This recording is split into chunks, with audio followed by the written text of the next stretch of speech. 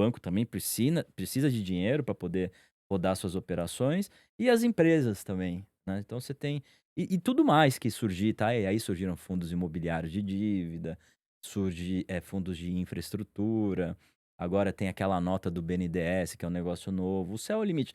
Tudo que você consegue, transformar em dívida, você pode pegar, estruturar e colocar no mercado para as pessoas pegarem e investirem. O que que é investir nisso?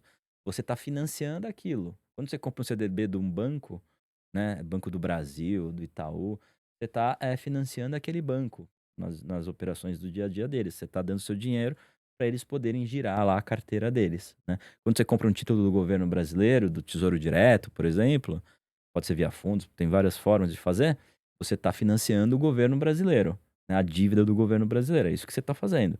Você se tornou credor do governo brasileiro. Essa é a parte de renda fixa, tá.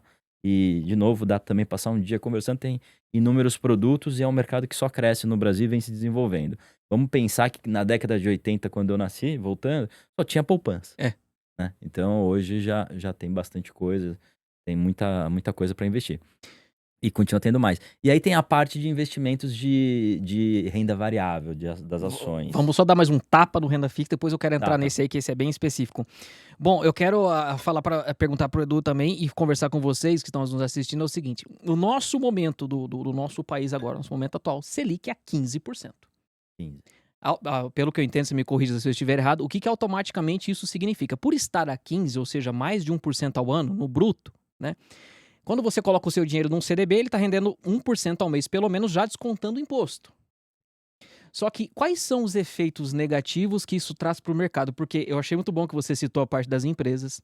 Tem muitas empresas que precisam de um capital de giro, precisam pegar um empréstimo até para repor um estoque, ou enfim, resolver a situação, mas pegar dinheiro a esse custo, o que que acontece? O que que pode acontecer com a empresa nesse caso? Vamos voltar no seu exemplo. O Tito está construindo estúdios no Brasil inteiro e precisa levantar um dinheiro para construir esses estúdios. Só que é o seguinte, o Tito, a empresa dele, ou a sua, que está assistindo, ela existe uma expectativa de quanto você vai gerar de dinheiro para aquilo que você investiu.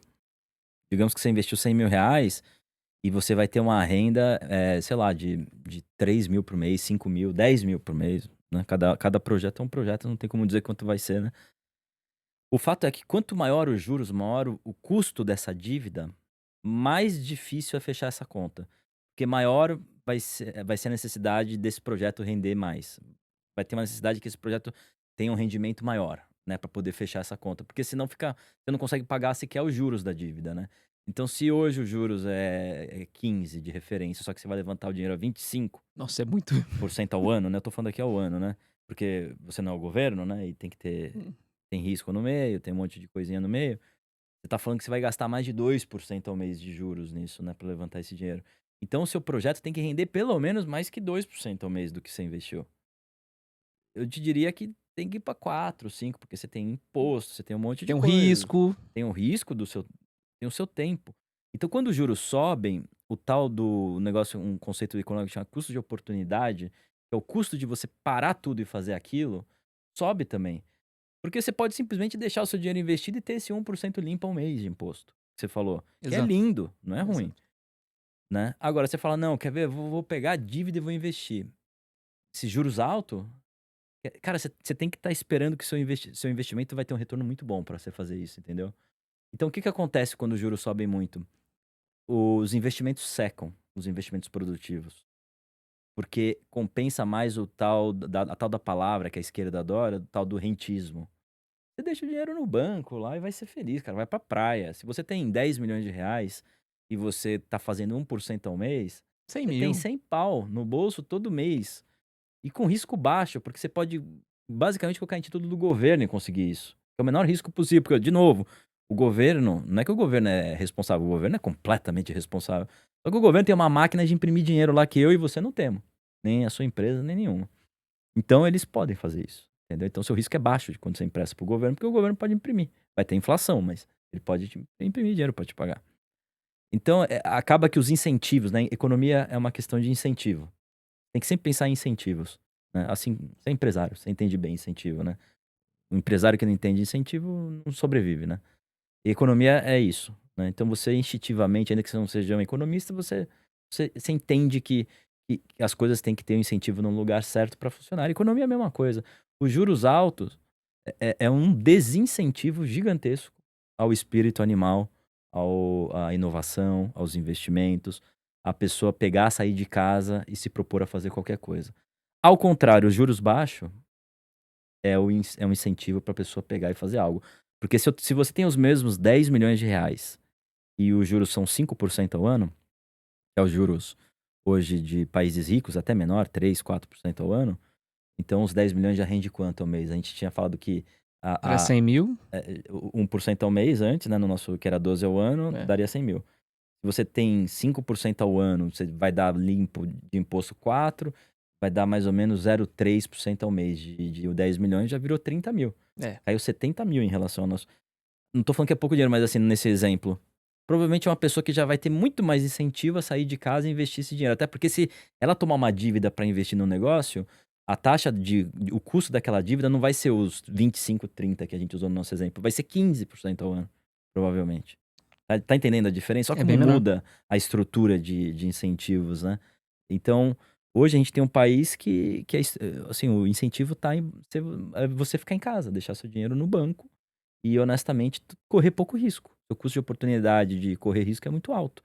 Você tem que ter um negócio muito bom, muito certo para aceitar tomar o risco, né? Nós temos um problema gigantesco na minha visão, que é o seguinte, e todo mundo, né, que tá mais antenado vem observando isso daí.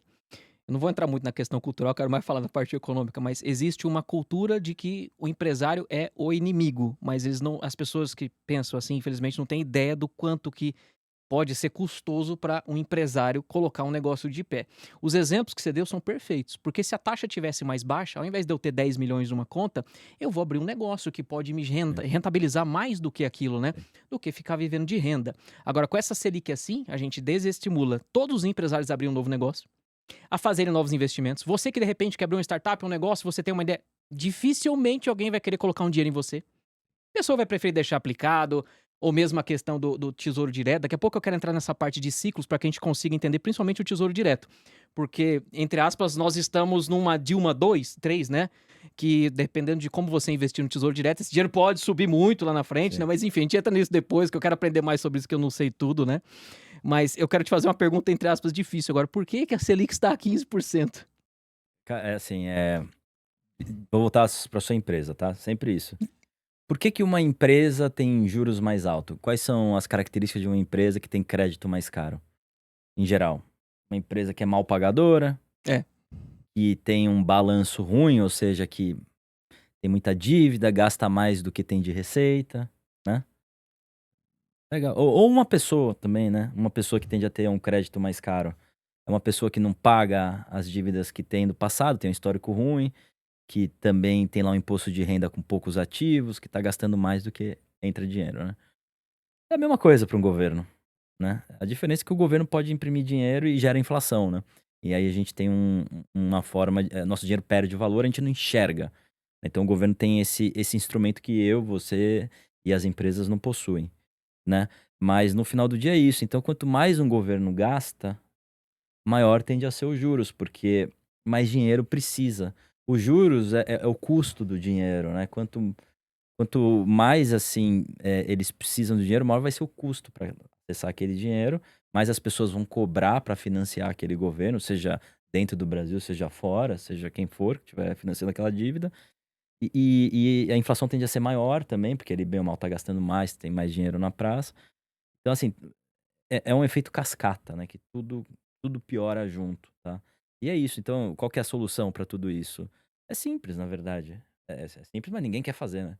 Para de gastar. Para de gastar. Não é: "Ai, vou aumentar os impostos, não sei o quê". O Brasil é um dos países com maiores impostos do planeta para os países em desenvolvimento. Aí vai chegar o cara: "Ai, mas a Noruega, a Suécia cobra mais". Mas porra, a Noruega e a Suécia são ricas, uma sociedade homogênea de 7 milhões de pessoas e que Tem volta segurança, tem e que infraestrutura. volta para você, É, né. o seu No investimento. Brasil você paga 30 e poucos por cento do PIB de imposto, não volta nada, você tem que pagar tudo 2, 3 vezes. Não é uma sociedade homogênea, é um país continental, 200 e poucos milhões de pessoas. Não dá para comparar com esses modelos, não dá, é impossível, né. A gente tem que comparar com quem é parecido com a gente, compara com o México, a gente tem quase 10% do PIB a mais de imposto. mexicano paga muito menos imposto que um brasileiro, um colombiano. São aí mais parecidos, uma pessoa da Indonésia, né? Não adianta querer comparar a gente com a Suécia.